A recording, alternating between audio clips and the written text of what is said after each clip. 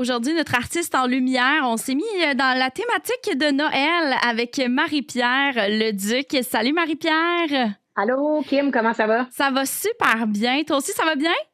Oui, ça va bien. Écoute, je suis contente de commencer notre temps des fêtes avec toi. Yeah. Veux pas, puis t'es comme notre dernière artiste en lumière de 2025 en plus. Ah, super ça! Écoute, je te ramène dans ton enfance. Je veux te parler de ta première expérience à la télévision. Tu avais 9 ans.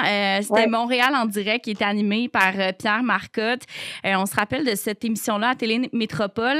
Comment tu as l'impression que cette expérience-là, très jeune, t'a Ouais. formé pour ta future carrière?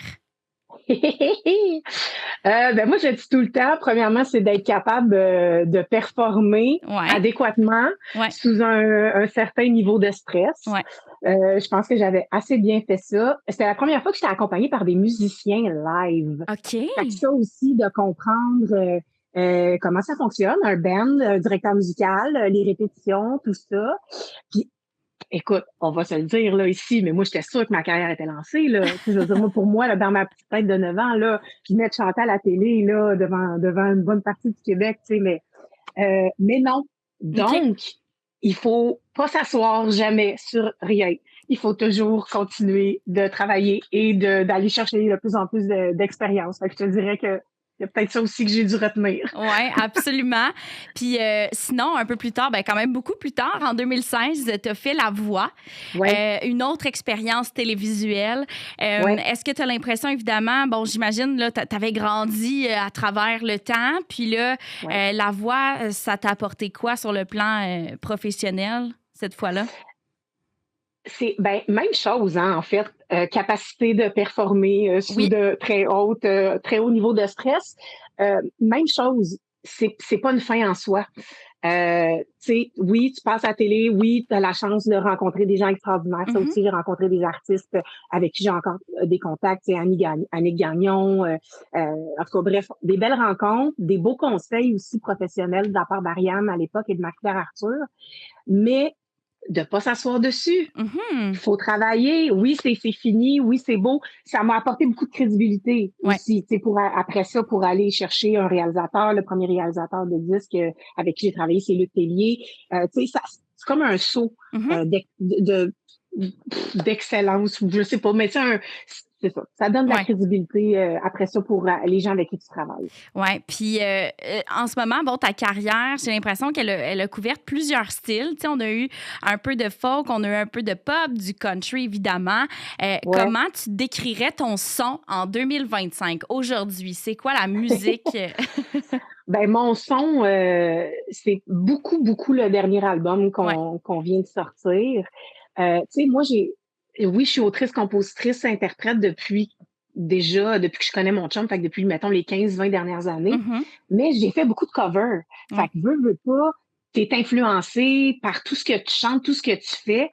Mais plus que jamais, cet album-là, qu'on a sorti en avril, c'est moi. Ouais. Donc, c'est vraiment, on appelle ça du new country. Ouais.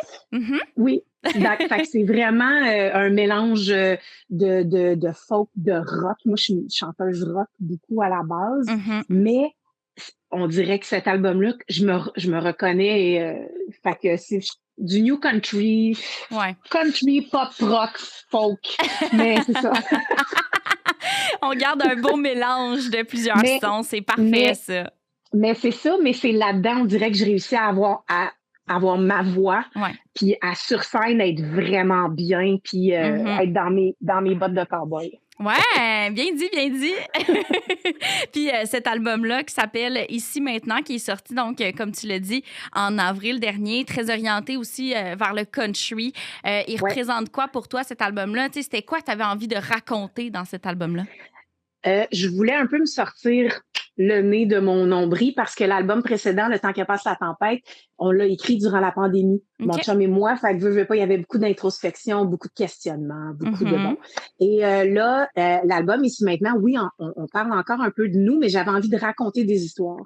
On avait envie de raconter des histoires, fait qu'on est allé chercher un peu à gauche, à droite des trucs qui nous ont inspirés. Ouais. Fait que ça fait vraiment un album qui s'écoute bien, je trouve, puis qui Mhm. fait du bien aussi, je pense, selon les différents thèmes des chansons. Ouais. Absolument. Puis une des nouvelles chansons aussi que tu as sorties, c'était Oui. un classique de Noël que tu as revisité.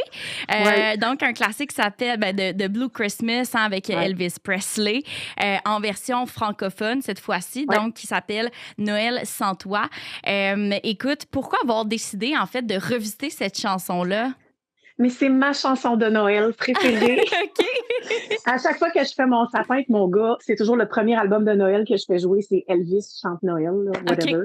Puis c'est ma toune de Noël. Et quand on a dit, hey, on fait une chanson de Noël, qu'est-ce qu'on fait? Je fais, ben oui, mais on fait une version franco. OK. Pour moi, c'était comme une évidence que c'est ça qu'on allait faire, là. Ouais. Mhm. Puis pour ce qui est de 2026, Marie-Pierre, on s'attend de quoi pour toi? Parce que dans le fond, oui, tu as sorti ton album Ouais. dans la dernière année, fait que c'est sûr que c'est quand même rapproché dans le temps et tout ça, mais on s'attend à quoi pour toi? Des spectacles. OK. Là, je m'avancerai pas, là, mais on y a été question là, parce qu'on se mentira pas quand on est un artiste émergent puis qu'on sort du nouveau matériel, c'est pas évident de se faire booker Mhm. quand on n'est pas encore connu. Fait que peut-être des collaborations ou des trucs comme ça, mais des spectacles peut-être plus été, automne. OK. Mais c'est ça le but parce que moi, je suis bien sur scène. Mhm. Mon chum, il aime mieux être en studio, lui, il aime bien ça, l'écriture, puis tout ça. Oui, c'est le fun, mais moi, j'aime ça être sur scène. Puis cet album-là, j'ai pas encore eu la chance de le OK. faire encore assez à mon goût. Fait que ça va être ça pour 2026. Ouais.